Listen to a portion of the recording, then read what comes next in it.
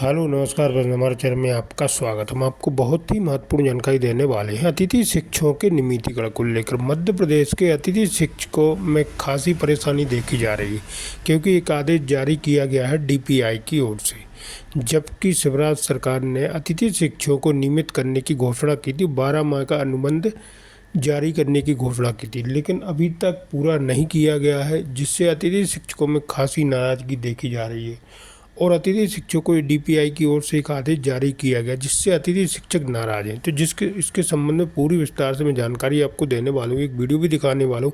क्या कहना है मध्य प्रदेश के अतिथि शिक्षक के जिला अध्यक्ष, प्रदेश अध्यक्षों का और मध्य प्रदेश के सभी अध्यक्षों का इस आदेश के संबंध में क्या कहना हो, क्या योजना बनाई जा रही है आगे की, और अतिथि शिक्षकों का नियमितीकरण कब तक किया जाएगा, इसके संबंध में पूरी विस्तार से मैं जानकारी आपको देने वाला हूँ और एक वीडियो भी दिखाने वाला हूँ जिसमें अतिथि शिक्षकों से क्या कहा गया। वीडियो में बने रहे, वीडियो पूरा देखें। वीडियो अच्छा लगे तो लाइक और चैनल को सब्सक्राइब जरूर कर लें ऐसी अपडेट पाने के लिए। लोक शिक्षण संचालनालय के आज दिनांक 4 अप्रैल को एक तुगलकी फरमान ने अतिथि शिक्षकों के खेमे में भूचाल सा ला दिया है। दोस्तों बता दें कि दिनांक 2 सितंबर 2023 विधानसभा चुनाव से ठीक पहले भोपाल के लाल परेड ग्राउंड में मध्य प्रदेश के पूर्व मुख्यमंत्री शिवराज सिंह चौहान ने अतिथि शिक्षकों की महापंचायत बुलाई थी और उन्होंने कहा था कि अब आप लोगों का कार्यकाल 12 महीने का रहेगा। आज स्थिति ठीक उससे विपरीत दिखाई दे रही है। इस आदेश के आने के बाद जन की आवाज न्यूज ने अतिथि शिक्षकों से बात की। आइए हम सुनाते हैं क्या कुछ कहा अतिथि शिक्षकों ने। राजदीप जी, मैं आपके चैनल के माध्यम से बता दूं, आज दिनांक को डीपीआई से एक आदेश जारी हुआ है। उसमें स्पष्ट रूप से लिखा है कि अतिथि शिक्षकों की सेवाएं 30 अप्रैल तक ही ली जा सकेंगी। 30 के बाद हमको मानदेय देने का कोई भी वर्तमान सरकार का प्रावधान नहीं है जी। और जैसा कि विगत 17 वर्षों से होता आ रहा है, उसी कड़ी में इस वर्ष भी वही आदेश जारी हो गया। जब पहले आपको इसी प्रकार का वेतन मिलता था, अप्रैल के बाद आपको लोगों को वेतन नहीं मिलता था? नहीं मिलता था, लेकिन जब हमने लगातार 16 वर्षों तक संघर्ष किया तो इसी गत वर्ष यानी कि 2 सितंबर को लाल परेड ग्राउंड में भूतपूर्व मुख्यमंत्री माननीय शिवराज सिंह चौहान जी ने हम सब अतिथि शिक्षकों की महापंचायत बुलाई थी। उस महापंचायत में जो हमारे मुख्य बिंदु थे उनमें सबसे बड़ा बिंदु यही था कि 12 माह का सेवा काल। तो पहला उन्होंने इसी बिंदु पे पहली मोहर लगाई थी और उन्होंने आश्वासन दिया था कि आज से अब आप लोगों का 12 माह का सेवा काल रहेगा, जिससे हम सब लोगों में एक राहत की खबर हम सब अतिथि शिक्षक परिवारों के लिए आई। लेकिन उस राहत भरी खबर ज़्यादा दिन तक नहीं टिक पाई और दुर्भाग्य से माननीय पूर्व मुख्यमंत्री चुनाव जीतने के बाद भी मुख्यमंत्री नहीं बने और वर्तमान में मोहन यादव सरकार ने हमारे लिए कुछ नहीं किया। क्यों नहीं किया? अब क्यों नहीं किया ये तो वो ही बताएंगे क्यों नहीं किया। बाकी अतिथि शिक्षकों ने मोहन यादव सरकार के लिए बहुत कुछ किया।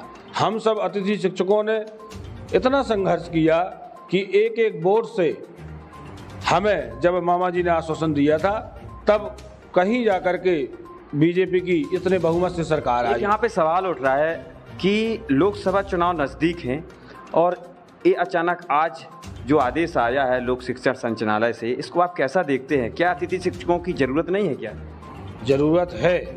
देखिए, ये नौकरशाही है। नौकरशाही वर्तमान में सरकार की नहीं सुन रही है और सरकार चुनाव में व्यस्त है, तो सरकार इस ओर ध्यान नहीं दे रही है। सरकार को मैं तो आपके चैनल के माध्यम से कहना चाहूँगा कि यदि यह आदेश अधिकारियों ने जारी कर दिया है तो शिक्षा मंत्री जी, वित्त मंत्रालय को इस विषय में तत्काल संज्ञान लेना चाहिए और तत्काल प्रभाव से इस आदेश को निरस्त करना चाहिए। तब तो हम माने कि सरकार हमारे पक्ष में है, अन्यथा की स्थिति में हम सब अतिथि शिक्षक मजबूर हो जाएंगे सरकार के खिलाफ जाने के लिए। हमारे साथ में सीनियर अतिथि शिक्षक हैं, उनसे भी जानेंगे उनकी क्या व्यथा है जो आज आदेश आया है। जो है, मैं सतीश खरे, मंडल अध्यक्ष अमानगंज, राजदीप जी आपसे बताएं कि हम लोग बहुत दुखी हैं आज के आदेश के आने से। हम जो है विगत 15-16 वर्ष से अतिथि शिक्षक में कार्य कर रहे हैं। माननीय मुख्यमंत्री जी से इस वर्ष आशा थी कि जो पूर्व मुख्यमंत्री शिवराज सिंह चौहान जी थे, उन्होंने हम लोगों से कहा था कि अब जो है आप लोगों का भविष्य सुरक्षित कर दिया जाएगा, लेकिन जो आदेश आज आया है उसमें हम लोगों का भविष्य सुरक्षित नहीं है और जो है आगे की वेतन जो है हम लोगों को नहीं मिलेगी। लेकिन हमें आशा थी कि जो है जो नए मुख्यमंत्री मोहन यादव जी हैं वो हम लोगों का भविष्य जो है सुरक्षित करेंगे, लेकिन इस आदेश के आने से हम लोग बहुत दुखी हैं। जी, कितने वर्ष हो गए आपको अतिथि शिक्षक सेवाएं देते हुए? 15-16 वर्ष से जो है अतिथि शिक्षक में कार्य कर रहे हैं जी। लेकिन शुरू में आपने कितनी वेतनमान से काम किया है?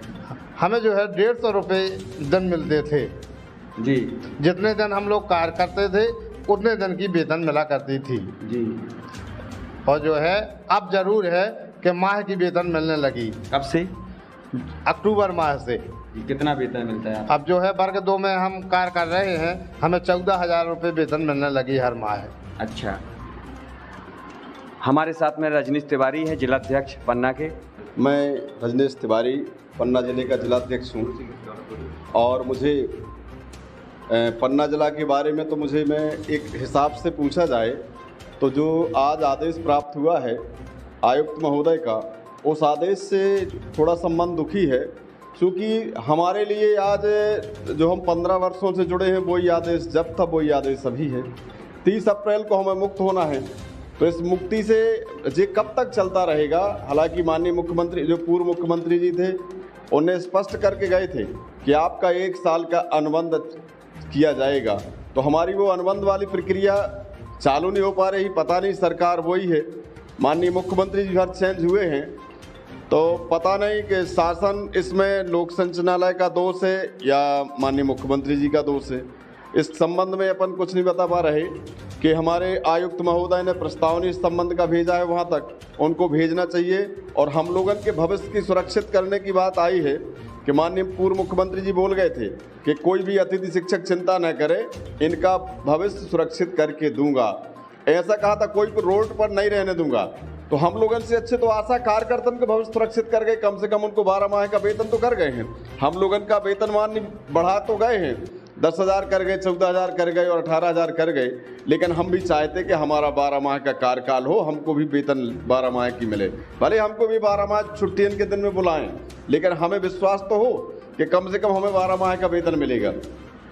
हमारी सालें हमको पुनराजीवित करते हैं, भी हमको जुलाई में पुनः जीवित करते हैं, फिर हमको आमंत्रित करते हैं, लेकिन हम चाहते हैं कि हमको ये ऐसी व्यवस्था नहीं चाहिए, हमको व्यवस्थित नियमित वाली चाहिए। हमारी दिक्कत है वो हमारी उनने कहा था कि एक बीच का रास्ता निकालेंगे कि आप लोगों का भविष्य सुरक्षित करूंगा, चिंता न करें। और एक चीज़ और बोला था कि जिनके पास डीएड बीएड नहीं है उनके लिए भैया आप डीएड बीएड कर लें। तो जे भी उन्होंने एक बात बोली थी, हम संतुष्ट हैं, हमारे अतिथि शिक्षक वेल एजुकेटेड है, कोई कमी नहीं है। जो वर्ग में कार्य करते हैं वो सुरक्षित रूप से कार्य करते हैं। एक यह और बहुत अच्छी बात आई कि अभी जो हमारे मूल्यांकन काफ़ी चेक की गई हैं और जिनका प्रमोशन किया गया है, कोई अंग्रेजी विषय से हुआ है, कोई संस्कृत से हुआ है, उनको बड़ा कष्ट हुआ है उनके काफ़ी मूल्यांकन जांच करने में। तो इस संबंध में हमारे अतिथि शिक्षक जो पूर्व से हट गए हैं उनके लिए ऐसा कोई बीच का रास्ता निकालें, जो पूर्व के अतिथि शिक्षक हट गए हैं उनको रखने का।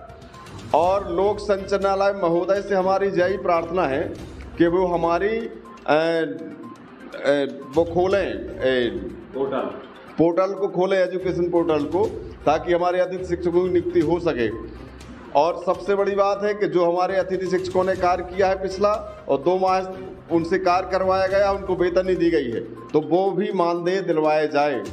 और लोग अभी विधानसभा में उनकी ड्यूटी लगाई गई थी विशेष पुलिस दल में, तो उनको उसका मानदेय भी नहीं मिलता है। और उनको सबसे बड़ी बात है बैलेट वो मतपत्र भी उनको बैलेट करवाया जाए ताकि वो अपना मत दे सकें। ड्यूटी कौन लगाता है आप लोगों की? ड्यूटी जो लगाई जाती है चुनाव में लगाने की बात आई, अभी भी मूल्यांकन की बात आई, उसमें आप लोगों ने जो है सेवा भाव से काम किया, उसमें भी पैसा नहीं मिला आप लोगों को। निर्वाचन कार्य में हमारे कलेक्टर महोदय लगाते हैं, निर्वाचन अधिकारी जिले के वो होते हैं, वो हम लोगों की सूची मांगते हैं जिला शिक्षा अधिकारी के माध्यम से, जिला शिक्षा अधिकारी बीओ के माध्यम से मांगते हैं। लेकिन जिला शिक्षा अधिकारी और बीओ हमारी बिल्कुल सूची बना के आराम से दें, कोई दिक्कत नहीं, हम कार्य करने के लिए मना नहीं कर रहे।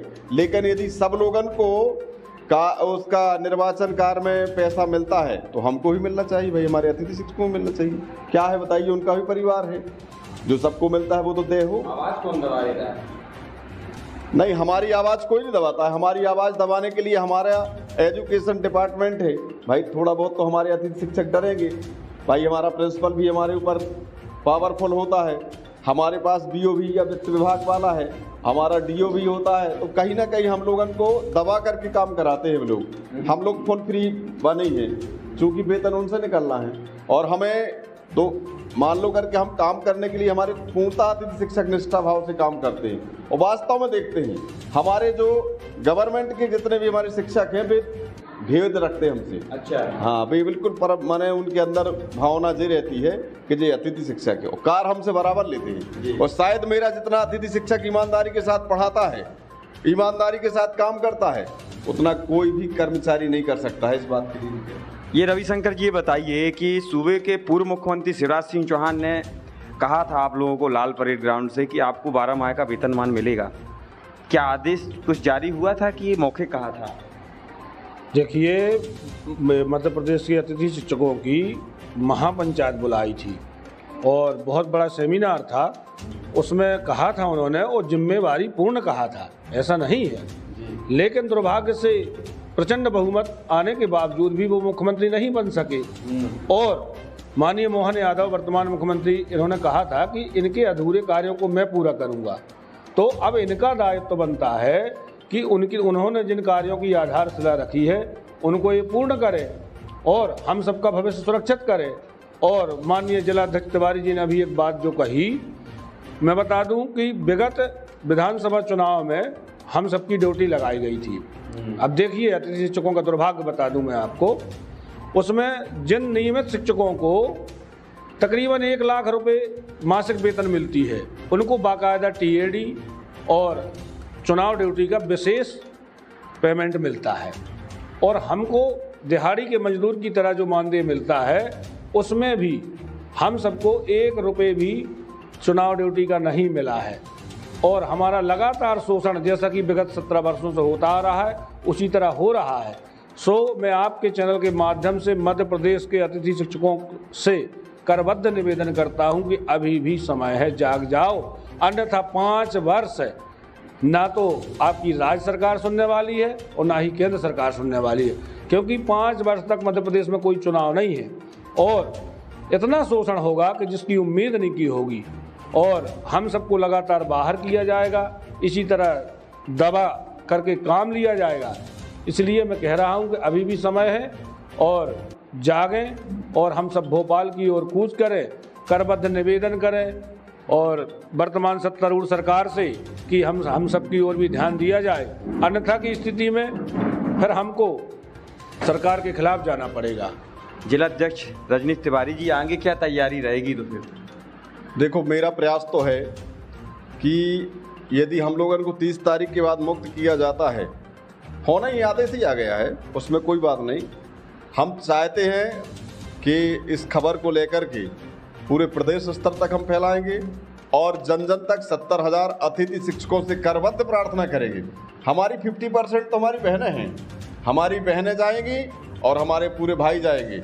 और मुझे भरोसा है कि यदि हम लोग अतिथि शिक्षकों के साथ अन्याय होता है तो 70,000 अतिथि शिक्षक अपने माननीय मुख्यमंत्री जी के खिलाफ बैठ जाएंगे कि हमारे पूर्व मुख्यमंत्री की जितने भी उनने घोषणाएं की थी उनका पालन कराने में हम पूर्णतः मेहनत करेंगे, इसमें कोई संदेह नहीं। निश्चित रूप से ये अतिथि शिक्षकों की पीड़ा थी, अतिथि शिक्षकों की वेदना थी। जन की आवाज़ न्यूज ने हमेशा अतिथि शिक्षकों की आवाज़ उठाई, उनके चाहे नियमितीकरण की मांग हो, चाहे लाल परेड ग्राउंड का उनका आंदोलन हो।